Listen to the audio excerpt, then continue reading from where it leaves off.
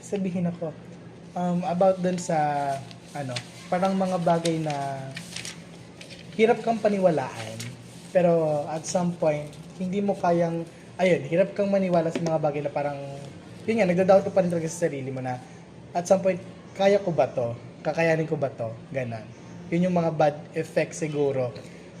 Yun for me. Sa akin, ano ba, nalimutan ko sabihin ko. Good effect, siguro, I was able to know my limits, kung hanggang saan ba ang kaya kong gawin. Tapos, doon tayo sa bad effects mag-focus. Tanda ko kasi ng musical play, ang dami sa amin nagkasakit, mga student council, pero we had no choice but to continue working. So, siguro isa yun sa mga naging effects personally sa akin. You have to sacrifice your health para sa iba, pero at the end naman, it's worth it. What challenges po did you encounter po when you joined a student organization po? Sa pagsali, ang naging challenges ko lang ay yung thought na since I'm at the highest position, kakayanin ko ba with the new people around me? Since I've been with the council for almost 3 years, like, nandun yung doubt na bago na kami. Like, kami na ulit yung magsisimula ng panibago. Parang, before ako sumali, before kami mag-ano, like, parang, kinakausap ko siya, tatakbo ka ba? Lalaban ka ba? Kasi ganyan. Parang ini-imagine ko, paano kung hindi siya yung tatakbo? Paano kung iba yung maging vice ko? Paano kung hindi sila yung mga ini-envision kong taong makakasama ko dito sa council? So, natatakot ako, actually.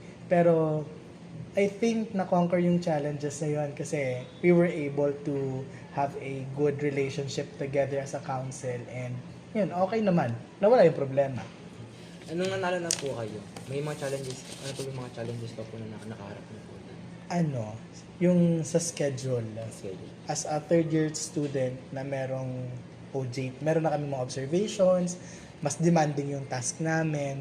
Yun na yung pinaka-challenges namin na parang ang hirap i-handle nung schedule namin and yung mga responsibility namin. Yeah. Same with Sander.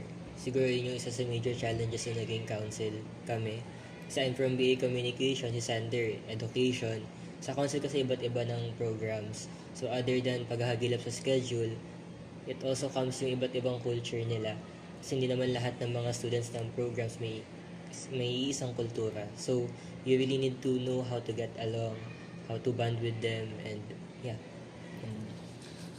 How have your academic workload po and time management responsibilities affected your participation in student organization po? May times na actually napapabayaan, like hindi naman napapabayaan, na isasantabi na namin si ACADS kasi may kailangan kaming tapusin kay council to the point na hindi na yung ACAD yung nagiging burden, si council na yung parang nagiging burden sa academics kasi by that time parang hindi ko siya personally naanohan ng time management, pero after several times na parang nakikita ko yung sarili ko na nalulusap ako sa academics, I keep back on track na parang I have to check kung ano yung mga dapat kong tapusin agad for my academics before ako mag-proceed kay council. Kumbaga, by that time, I was able to balance na the academic burden and then the council burden. So, yun. Medyo kinaya naman nung first sem, ngayong second semester, medyo mas mabigat siya. Amen. Kasi mas same units pero mas mabigat yung workloads ngayong second semester. Pero sa awa ng Diyos, tatapos ang BE and successful pa din naman, buhay pa rin ang second semester. Pumapasok at pumapasa pa naman kasi nakapag-release na ng prelims. So I think yun, nakahandle na siya ng ayos. Ano ulit? Ano po? How have your academic workload and time management responsibilities affected your participation in student organization po? Siguro naapektuhan yung academics tsaka yung ano ko kasi 'di ba usually sa mga tao you have 16 hours para maging gising sa isang araw. And once you're trying to balance academics and leadership, yung 16 hours nagiging 20 hours per day. So, ang nangyayari, 4 na oras namin nagiging tulog. Pero, yan, na-extend yung araw lagi ng mga tao.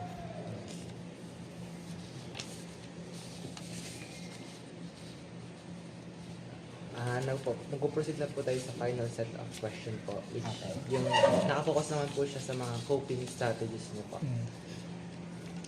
How did you manage or respond to the challenges you encounter po as a student leader? As a student leader lang, no? Parang, how do I manage? Pa.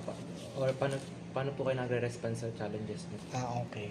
So, first of all, kapag identified na si challenge, hindi pwedeng laging kung ano ang gagawin. It's always about paano susolusyonan yung problema. Kasi hindi mo pwedeng ipakita sa tao, as a student, hindi mo pwedeng ipakita na parang natatakot ka or nagda-doubt ka na mali yung nagawa nyo. Always, laging parang at some point, 5 seconds dapat may naisip ka ng solusyon. And I think that's a counterpart kapag may mga nagiging challenges na lagi dapat may plan A hanggang plan Z para kung may butas, may lulusot. Ano po kayo coping strategies na po na ginagamit po para po ma-address po yung mga challenges po niya? Usually, it's kapag hindi siya kung kaya siya ng brainstorming ng mga magkakasamang nakakita ng problema, nasasagot siya. Pero kapag medyo malaki na yung problema, ang nagiging coping na namin, automatic sa advisor na kayo mag-chat. Kasi siya yung makakaalam nung isasagot sa amin at matutulungan niya na kami.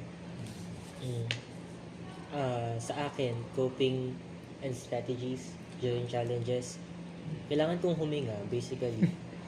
Pag may nakita kang problema, you need to allot a time for yourself to reorient kung ano na bang nangyayari sa iyo.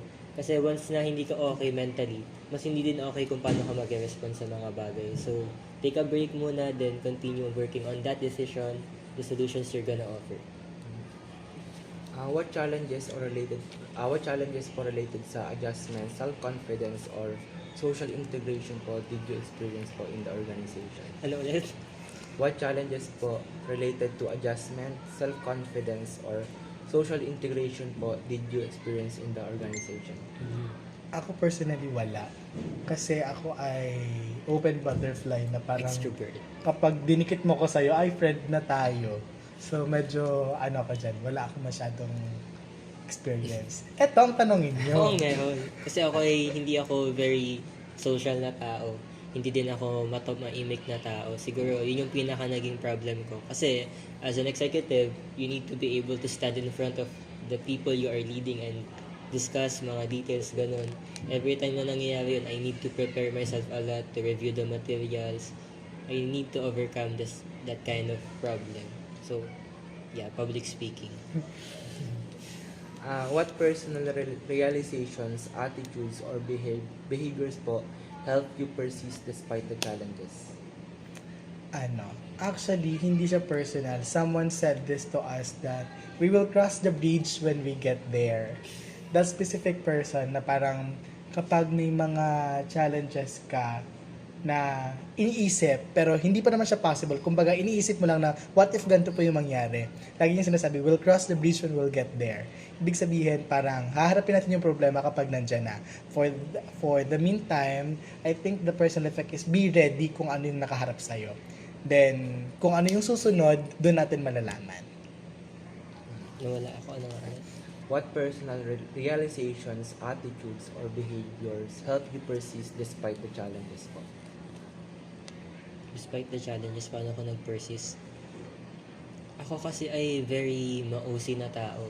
So, hindi ko kinakaya kapag may butas ang isang activity, kapag may kulang ng isang detalye. Siguro isa yun sa character, personality trait ko na talaga nag-push akin to further kung ano pa yung kaya kong gawin kahit na pagod na ako.